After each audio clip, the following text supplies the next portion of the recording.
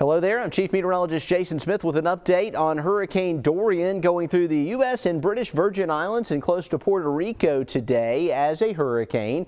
It is a little larger with the overall wind field, but still a very compact system with the tropical force winds only about 80 miles from the center. Dry air surrounds this thing, so that's limited its strength, but it is in a light wind shear environment right now, and that'll continue as it heads towards the Bahamas. Also, water temperatures are very warm ahead of this, so it looks like it will favor strengthening as it pulls away from drier air. All that drier air in the Caribbean and the Atlantic now getting in more of a moist environment as it heads towards the Bahamas. It's a 75-mile-per-hour storm, so it is a minimal hurricane. It's moving to the northwest, and the track looks northwesterly through Friday. Then the ridge gets a little stronger, and an upper low over Cuba will work in conjunction with that ridge to veer this thing more towards, it appears, Florida's Atlantic coast. Landfall possible somewhere from Georgia back down to about south of Miami with the forecast cone based on the current outlook.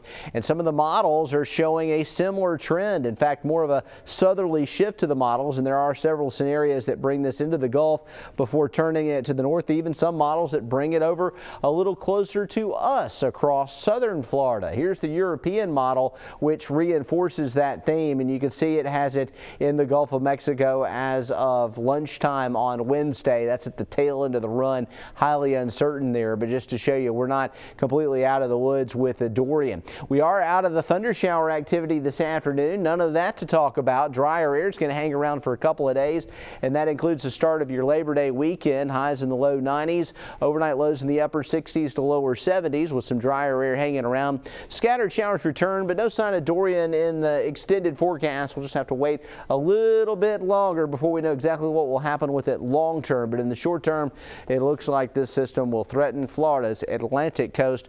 Details on Fox 10 News at 4/5.